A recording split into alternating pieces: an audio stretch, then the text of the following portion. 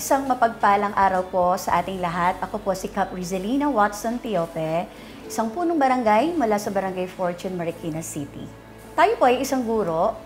Naalala ko noong taong 2007 kung saan naghahanap ang mga leaders ng aming bagong tatag na barangay ng mga tao na maaring lumahok sa pang-barangay na elections ng panahon na yon. At dahil isa nga po tayo sa kanilang napilitan po tayo na lumahok sa barangay elections ng panahon na yon. Tayo po ay isang guro at iniwan po natin pansamantalang pagtuturo para bigyang daan ang paglilingkod po sa aming barangay. Naalala ko noon, nung kabataan ko sa Malabon, isa po akong kabataan barangay official. At tingin ko parang may tanim na rin naman sa puso ko ang paglilingkod po sa barangay. Kaya tinanggap ko na rin po yung hamon po nila. Natutuhan ko mula sa unang termino ko na hindi pala biro at hindi napakasimple ng mga tungkulin na nakaatang sa balikat ng isang punong barangay. Sa tatlong bahagi ng kapangyarihan na naiatang sa amin ng DILG, ang tatlong ito ay nasa areas po ng judiciary, executive, and legislative. No, yan po yung mga tungkulin na dapat ang isang punong barangay ay maalam at mahusay sa paggawa ng mga resolusyon at ordinansa para sa kagalingan ng aming mga nasasakupan. Kami rin po ang may mandato upang dinggin sa katarungan pambarangay sa pamamagitan ng mediation proceedings ang mga disputing parties na aming nasasakupan. At sa bahagi naman po ng executive, kami naman po ang may katungkulan upang i-implement lahat ng mga national and local and barangay laws and ordinances. Ang Barangay Fortune ay isa sa pinakabatang barangay sa lungsod ng Marikina.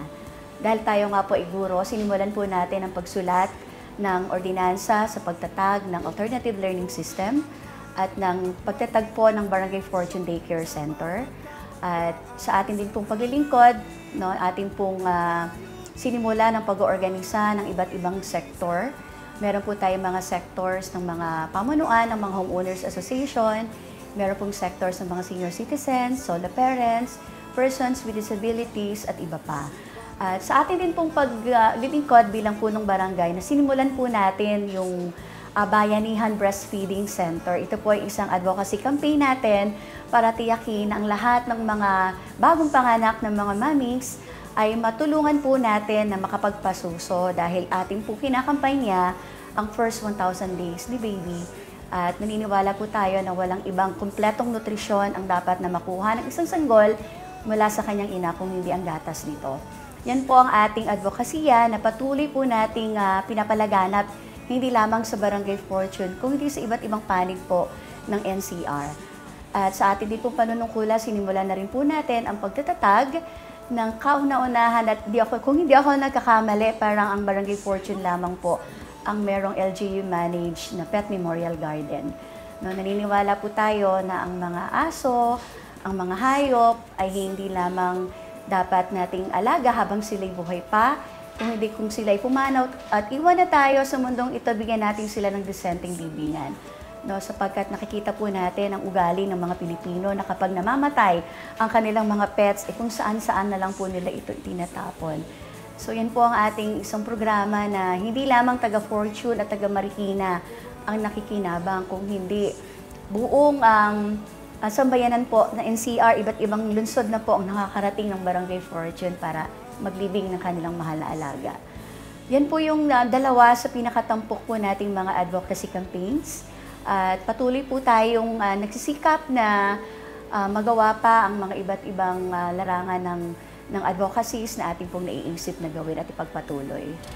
Dahil tayo ay nakatira sa isang mataong komunidad at ating nalaman na merong umiiral na Marikina City Veterinary Code kung saan hindi binibigyan ng pribilehiyo ang mga tao sa mataong komunidad na mag-alaga ng anumang uri ng hayop. No, mula noon, naisip ko bakit hindi pantay ang pribilehiyon ibinibigay sa mga nasa subdivision at nasa mga mataong lugar. No, at sa simula, ayoko talagang mag-alaga ng anumang hayop, aso man yan o pusa, dahil takot po ako. Pero dahil napapansin ko, maraming mga pet owners ang irresponsable. So, kailangan maranasan ko at makita saan sila nanggagaling. No, kaya nag-decide po tayo na mag-alaga na rin po. Subalit hindi po tayo bumibili ng hayop. Binibigyan po nila tayo ng aso or pusa at yun po, doon na nagsimula no, na naramdaman ko ang kahalagahan ng pag-aalaga ng hayop, lalo ng panahon ng pandemya. Sa kanila ako humuhugot ng lakas, pag-uwi galing sa mahabang araw, sasalubong ang mga alaga at doon na nagsimula ang aking marubdob na pagmamahal sa mga hayop, lalo na sa aso at pusa.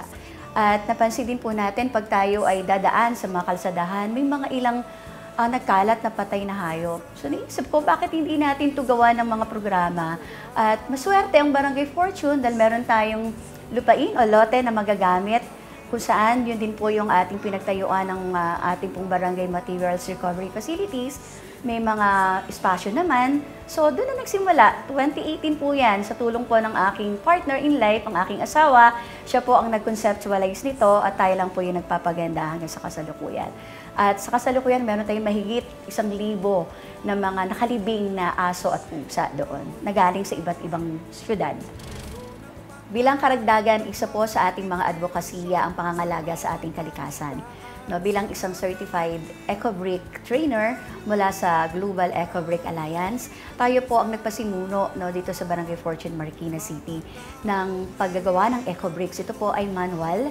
Nais po natin na makatulong sa ating bansa na tayo ay bumaba bilang top 3 plastic contributor sa buong mundo. No? At sa maliit na hakbangin ito, kung saan tayo po ay nagbibigay ng libreng training at tinuturuan natin ang mga mamamayan na pangasiwaan ng kanilang single-used plastic waste at ito ay ma-divert natin sa isa pang kapaki-pakinabang na bagay sa pamamagitan ng paggawa ng EcoBrick.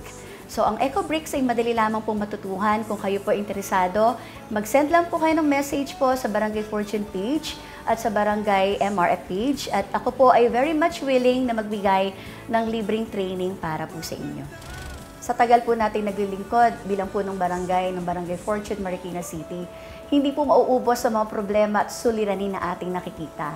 Pero para po sa akin, dahil po sa lokasyon at geographical na katangian ng Barangay Fortune kung saan kapitbahay po namin ang siyudad ng San Mateo, yun po yung isa sa mga problema na nais kong bigyan solusyon. Meron po sa pagitan ng San Mateo Rizal at ng Fortune Marikina na isang ilog ng Ka River na diretso po yan ipapunta ng Marikina River. May mga nakikiusap po sa atin matagal na mga kaibigan din po ng mga taga-Fortune na nakakuha ng rights at tumira sa San Mateo Rizal, tawid ilog lang po, na kung maaari daw po ibalik yung kanilang tulay. No, yun po yung isa sa ating pong nais bigyan ng solusyon at mailarawan natin ang tunay na simbolo ng tulay na ito ay hindi sumisimbolo sa paghatid parito ng illegal na droga. Yun ang kanilang kinatatakutan. Nais natin na maisip ng mga mamamayan ng Fortune Marikina at ng San Mateo Rizal na ang tulay ay dapat simbolo ng pakikipagkapwa-tao, simbolo ng pakikipagkoordinasyon, pagkakaisa para sa isang mas payapa at muunlad na mga syudad at barangay na ikinokonekta ng tulay na ito. So isa yan sa problema na nais kong bigyan ng solusyon dahil naniniwala po tayo pag may tulay, na mas madali nating tutugisin yung mga masasamang elemento na madalas sa lugar na yan nagtatakbuhan, lalo na po pag-usapin ng illegal na droga. At nais po natin na mamulat ang bawat isa sa humanitarian reasons. Marami po tayong estudyante mula sa Tawid Ilog na nag-aaral po sa Fortune Elementary and Fortune High School. May mga guro po na tumatawid ng ilog para lang mag-conduct ng kanilang home visitations. Kung meron pong tulay na maayos, magiging magaan ang trabaho ng lahat at magiging mas mabilis po ang ating pagsalba sa mga buhay ng tao. Dahil nga po ang Barangay Fortune ay isa sa mga bagong tatag na barangay sa Marikina, nangangarap po tayo na magkaroon po ito ng sariling parokya. Wala pa po kaming sariling simbahan na magbubuklod at lalo magbibigay ng pagkakataon na magkaisa ang buong sambayanan ng Barangay Fortune. At talagang sabik na sabik po kami at inggit na inggit kami sa aming mga kapitbahayang barangay na nagdaraos ng isang fiesta. So yun po yung ating nais na magkaroon ng Barangay Fortune. At syempre naisin po natin ng isang malaking parke. Kasi ang Barangay Fortune ay isa sa mga highly industrialized zone. So, puro mga industriya, mga pabrika, mga warehouses lang ang makikita ninyo sa aming barangay at wala po kaming parke na dapat doon magbabanding ang buong pamilya at yung mga senior citizens doon maglalakad-lakad para mapanatiling malusog ang kanilang pangangatawan. At naisin po natin ang sariling palengke, at maraming mga espasyo para sa parking space, multi-level parking sana para sa Barangay Fortune. Isa sa mga pinakamatapang na naging desisyon ko sa buhay, ito nga yung pagtahak, no, sa public service. Dahil alam po natin na ako isang guro, isang hamon yung aking hinarap na sabi nila, kapag ikaw ay guro, pag pumasok ka sa politika, madudumihan ka, no, at magkakaroon ka ng culture shock. Totoo naman, in a way, nakita ko yon na iba pa rin yung larangan ng pagtuturo sa larangan ng paglilingkod sa bayan sapagkat ang daming mga factors na magpapadumi dito.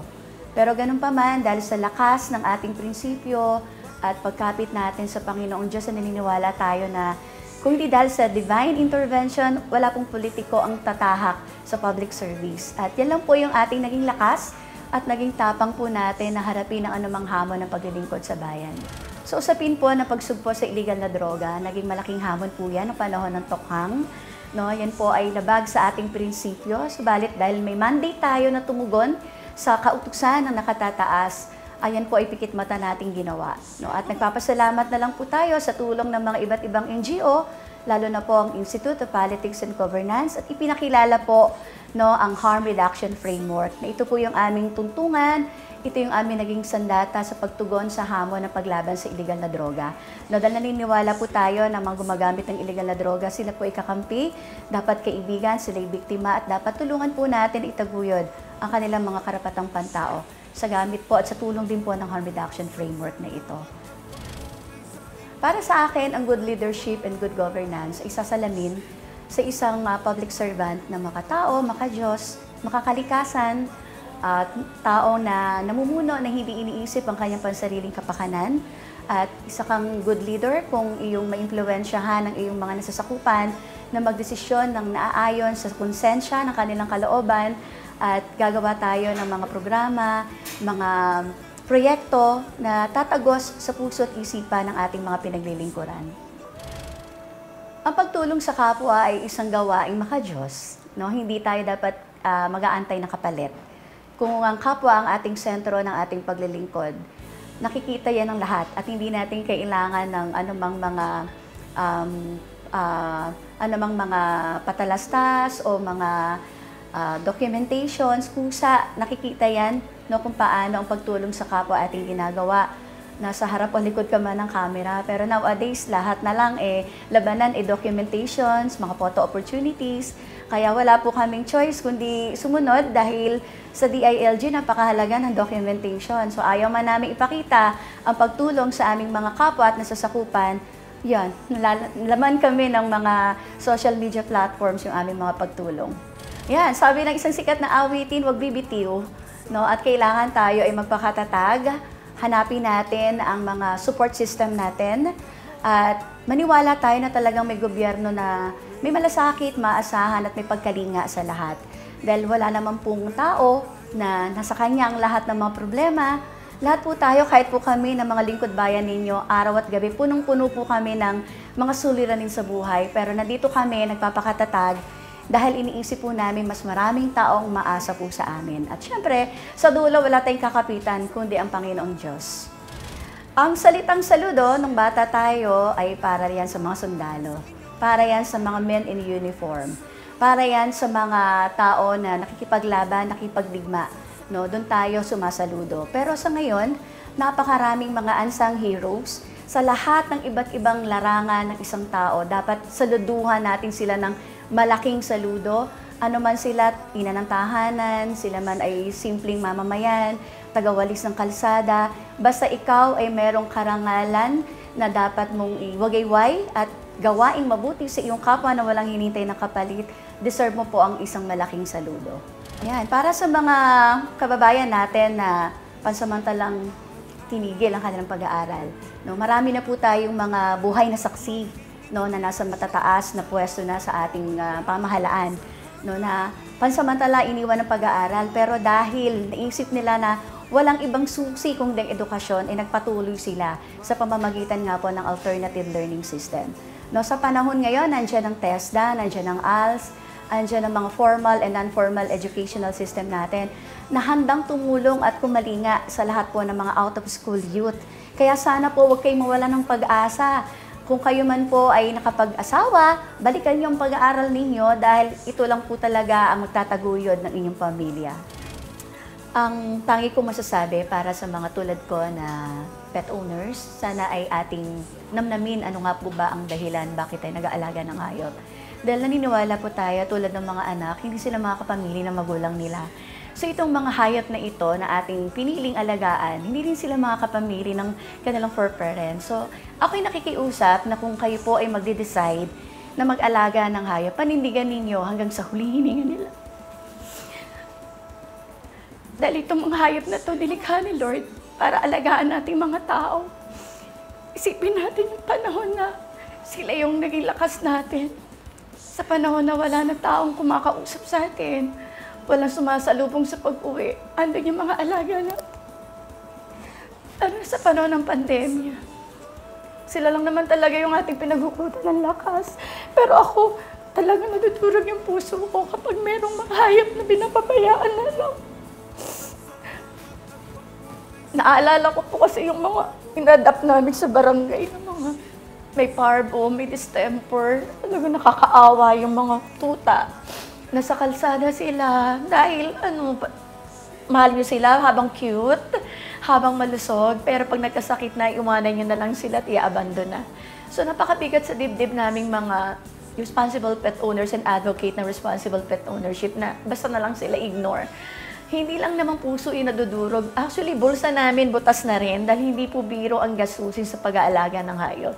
Kaya ang aking pakiusap, think twice or thrice, magmuni-muni, mag-reflect kung talagang kakayanin din yung panindigan ng pag-aalaga ng hayop. At yun nga po, dahil sa Barangay Fortune, meron kaming programa, meron kaming Pet Memorial Garden.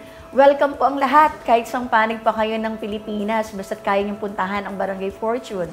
Hanapin niyo lang po ang Barangay Fortune sa Champakay Street. At kayo po ay aming malugod na aasistihan upang mailibing po ng malwalhating inyo pong mahal na alaga. At visit nyo lang din po yung Barangay Fortune Animal Welfare page at Barangay Fortune page kung meron po kayong mga katanungan. And lastly, sana wag po natin kalimutan na ang mga hayop na yan ay may puso't damdamin din na sana ay ituring natin silang atin talaga, ituring natin silang kapwa-tao natin. Yun lang po. Muli, ito po si Cap Rizalina Watson Tiope mula sa Barangay Fortune, Marikina City. Sumasaludo para sa bayan.